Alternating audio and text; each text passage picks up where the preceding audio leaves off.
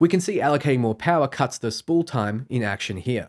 Hey guys, Dantix here, back with another exhaustive Starfield breakdown, the fourth in the series. This video covering specifically space combat and travel, from the skills and traits that help with this, to how your systems work, to traveling around the galaxy. So if you enjoy this content, let me know with a like and hit that bell for more. You won't find a more dedicated channel out there. Also, if you want to win yourself a 3080 or a copy of Starfield, stick around until the end of the video. Now, before we jump into space, let's plant our feet and discuss what helps while you're up there. This is where your skills and traits, as well as your crews, come in handy. If you want an in-depth customization video talking about all the background skills and traits, or crew and companion videos, check them out below. In terms of the background, we haven't seen one that influences space travel and dogfighting just yet, but I suspect that the bounty hunter and long hauler will get skills to help. In terms of the skills themselves, most of the ones related to your ship are located within the tech tree, with exploration ones being in science. The first of which being the ballistic weapon systems, involving your ship's ballistic weapons. The next being some kind of ship-related skill we don't know yet, but no doubt will be one you can get from a particular background, as backgrounds seemingly give you 3 tier 1 skills. On the second tier of the tech tree, we see laser weapon systems, an unknown skill, and payloads. Payloads lets you carry more ship cargo. Then we have another unknown skill on the tier, and we have missile weapon systems, particle beam weapon systems, and that's all we know of. The rest in tech are relative mysteries, which is a good thing as we don't want to know it all. Do note that the space exploration skill, astrophysics, which aids in scanning planets, is in the science tree. Don't forget that crew can be assigned to your ship based on its crew capacity. Each companion has their own skills that they bring to the table. Sarah Morgan, for example, brings rank 4 astrodynamics skill, making it so that if you have her on board, your ship will be better at scanning. Sam Coe has piloting 4 and payloads, making it so having him on board will increase the effectiveness of your ship and let it carry more cargo. Whereas Barrett has Starship Engineering 4, which hasn't been revealed, and Particle Beam System 3, which improves your ship's particle weapons. So the most powerful ships will have enough capacity to crew companions that complement its role. Your character's traits can also affect space combat, with Spaced giving you a buff for being in space and a debuff when not, Terra Firma being the exact mirror. Traits can also affect things indirectly. Here we see a Varun ambush. They're part of a religious cult that worships the Great Serpent. If you've selected the Serpent's Embrace trait, which gives you a buff if you grav jump a lot and a debuff when you don't, you're able to talk your way through the blockade and avoid what might be a difficult fight. Traits can also have negative effects, like the Wanted trait, which has bounty hunters coming after you in return for a damage buff when low health. I wouldn't be surprised if they attack in space as well. So let's blast off into the vastness of the universe, the main reason to own a vessel that can do so. We see a ship taking off from a landing pad, and in the next scene, it's in the vacuum. Starfield won't have seamless transitions from space to land, Todd Howard suggesting that the work required would have been too great to justify. Understandable, but don't expect a No Man's Sky level of freedom there. If you want to land on a planet, you have to select a point to do so, then hit land. You'll be treated to a cinematic sequence, and then you'll be on the ground. Takeoff, much the same. Once you're in space, you're free to fly around within the system. A system being a star, planets, moons, and all the objects contained within. If you want to travel to another system, you're going to need to fold space-time by utilizing your grav drive. You can do this by heading to the navigation console on your ship, viewing the galaxy map, and plotting a course. There are over 1,000 planets to visit. We can see here that we're in the Porima system. If we were to jump to the Voli system, it would be a 14 light year distance, take 1 jump, and would use 11.86 fuel to do so. Now, fuel isn't a simple case of limited supply. It's unlimited from a technical explanation. Fuel capacity influences how far you can jump. Todd mentioning that originally they had fuel consumption in the game, but running out would grind your progress to a halt, and that wasn't fun. Instead, bigger capacity means you can reach systems you otherwise couldn't, with the furthest out and most dangerous systems gated behind need for better engines, more fuel, and even player and companion skills. Jumps have a maximum distance though, with this drive having a max of 20 light years. So to explore this system, we would need to jump 4 times through systems like Lunara in order to get there. A jump limit means systems that are further than 20 light years from another system will be inaccessible to you with this current ship. Not only do we not have the fuel to jump here, but we can't jump through unexplored systems. So the game requires you to enter a system first before jumping through it, probably for the best as Porima is a level 30 system and the one we want to reach is level 45, meaning it would be a higher challenge and enemies would pose a bigger threat. Instead, we jump to Alpha Centauri, a level 1 system you can visit very early on. It takes 3 jumps at 43 light years away, consumes 34.86 fuel out of 50, and is within our scope. Once coordinates are locked in, you'll see a jump sequence from your cockpit. The time it takes to boot the grav drive up is reflective of your ship and how much power you've allocated to it. We'll go through that soon. Jump is booted up and we appear in the system next to the planet Jemison. As Alpha Centauri is controlled by the United Colonies, they'll scan your ship upon arrival.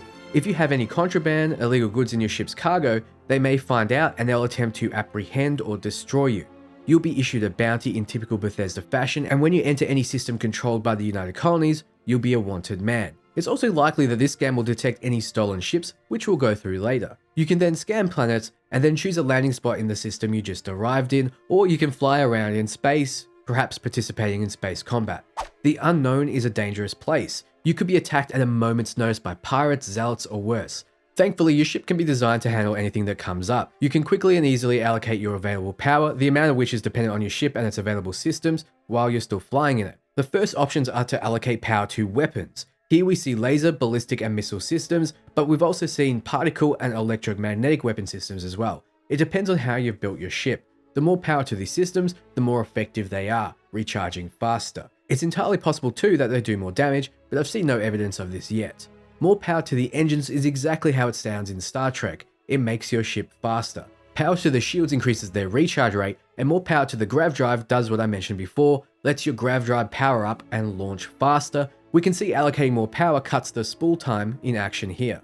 So if you get ambushed and you know you can't fight your way out, all power to shields and grav drive might be a legitimate strategy. You may be able to build your ship entirely focused on hit and run, and I also foresee people putting all power to weapons and shields just to become a floating fortress, taking the dog out of dogfighting. The possibilities give you a lot of choice. If you simply can't avoid it, you can engage in space combat. Here we see a hostile Crimson Fleet Haunt jumping in and attacking the player.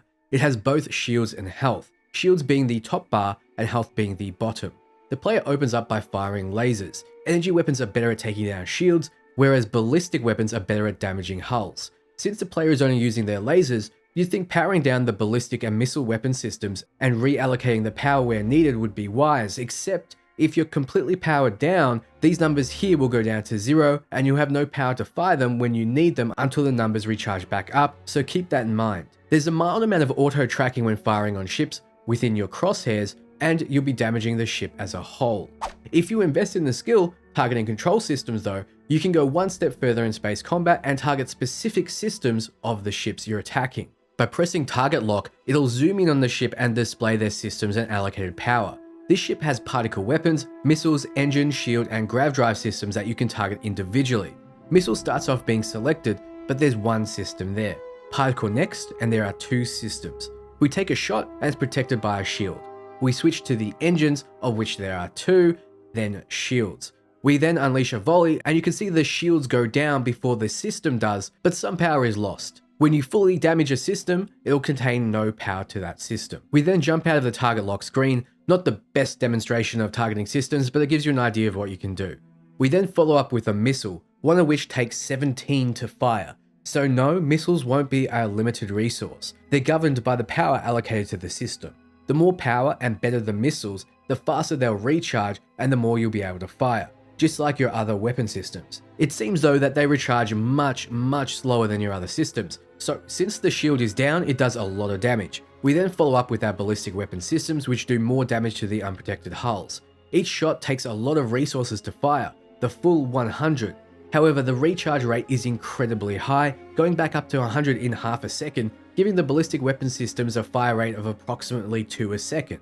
Combat goes well, and as a last resort, your enemy will scream and start up the grav drive to try to escape, but you won't let them. Fire a final missile, taking 16 this time to finish the ship off. It may have only taken 16 because within that time the ship regenerated 1 to missiles. It seems like if you want to focus on missiles, you're going to need to invest heavily in power, better systems, or the missile system skill. The ship is destroyed and you're granted 30 experience, which isn't much more than a standard kill. However, you're able to loot the ship from space without having to get out, just like this. There's nothing of note within the destroyed ship, just some crafting resources. But no doubt you'll get some juicy loot from more notable kills. You can, however, opt to not destroy the ship. Here we're piloting a higher level ship one with a particle cannon system instead of ballistics and 20 power to allocate. Off screen, it's gone into the targeting system and taken out this Ecliptic Stiletto's engines, as denoted by this icon. When you get close enough to dead in the water vessels, you can press a button to dock. At this point, negotiations have failed. Get your weapons out and remove the crew. Note that the crew are level 50s, with the ship only being level 12. It may just be a case of cutting different footage together that are unrelated, or it could be that actually taking ships is a lot harder than destroying them, which could be a balancing mechanic as ships are an expensive commodity. These being in the 6-figure credit mark and your mortgage being only 50,000 credits. With your ship docked and the Stiletto's crew nice and dead, the ship is yours. You can loot it and leave it floating in space, or you can take it with you to be registered at a shipyard. Here we see your ship with the docked Stiletto still attached, flying away. You can have multiple ships all stored in the shipyard that you can access at any time. I go through specific ships in another video in the breakdown series, but for now, look at this text box here. Registered, registered, registered, and unregistered. The Ecliptic Stiletto we just got is not registered. It's unclear if stolen ships will give you a bounty if scanned by factions when the ship is unregistered, but what is clear is you can register your ship after depositing it in a spaceport. You can do this with a button press. When registered, you can upgrade, modify, or make it your home ship. The amount of ships you can store at your shipyard is limited, as denoted by the 4 out of 9 at the top. As mentioned before, you can visit places within a solar system. These include star yards, this one being a massive area where you can get missions and even buy other ships. Or you can dock with giant battleships, like this US Vigilance here. It's a level 100 flagship, so I have to imagine it won't be something you want to pick a fight with until you're max level and your ship is super powerful, which it isn't right now, so instead we're going to choose to hail or dock. Inside it has its own playground as well for missions and merchants. Perhaps you play as a space trader, gathering resources in a mining and cargo ship and deliver it to vessels like this for selling. Then we have other playgrounds, this upper class cruise ship housing the Terran Preservation Society. Here we see another party cruise ship as a random encounter. Yes, you'll randomly encounter things in space as you do on the ground. This one has invited you to join the party, though I'm sure everything is not what it seems. Perhaps you choose to hail a ship before docking. You can do this with a press of a button. I'm going to call this one the US Narcissist. Pressing hail opens up the conversation menu. The more ranks in your conversational based skills give you more negotiation power. Sometimes backgrounds and traits may come into play as well. We have the option to trade, so you can do so from the comfort of your ship. You can also gently ask for anything in their cargo hold, which is a piracy option that's noted as such, so you don't make the mistake and end up with an unwanted bounty. This choice will no doubt sometimes reward you with loot you otherwise wouldn't have got, while avoiding having to fight, though other times the crew will defend themselves, putting you right into a hostile situation. You can also ask about the United Colonies, which looks a bit like a lore conversation, and then ask if they heard anything interesting. Rumors often lead you on a side quest in Bethesda games.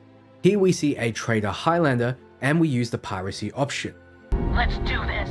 They don't take kindly to the threat and attack. The ship you're in has ballistic, electromagnetic, and laser systems. You'll notice that with full power to lasers, it's able to fire at a standard fire rate without draining the resource, though it doesn't seem like you're doing a whole lot of damage. A little bit of bonus footage, you can board and steal all their sandwiches and hoard them in your cargo hold. The choices of what you can do in this playground are seemingly endless. For example, you can piss off the UC and the Freestar Collective. Not sure what happened here, but this very cool looking ship may be in a bit of trouble. Thankfully, it doesn't get hit with some skillful listing to the right, aka skillful moves. As I know a few maneuvers will lose them. In the next scene, we're fighting a level 58 Crimson Fleet Ghost and what seems to be a whole fleet behind it. Might not be a fight you can win. Then we have a close encounter with the Crimson Fleet right. The Crimson Fleet seemingly having ships named after the undead, given that they're meant to be stealthy. Once again, using the laser system to take down the shields and firing a missile to finish it off. This one giving 165 experience. Here's another space battle sequence where the player seems like they're in a lot of trouble, though they manage to destroy a ship and fly through its debris. Now, keep in mind that ships can be absolutely massive. This chonker's scale only able to be appreciated when standing on top of it. Just look at the size of the cannons alone compared to the person. Also look at the detail on each bit of cladding. For more on shipbuilding, check out my dedicated video. And that's everything guys, what do you think? Let me know below. I recently upgraded to a 4090, so why not give away my 3080 and a few copies of Starfield. If you want to be in the running, all you need to do is be subscribed, hit the bell, and like and comment on my Starfield videos. For more entries, do the same on other Starfield videos or check out my Twitter and Discord. The winner will be chosen using RNG, so more entries give you more chances. Best of luck and thank you so much for watching. I'll be covering the game more than anyone else, so be sure to stay tuned. Ciao friends.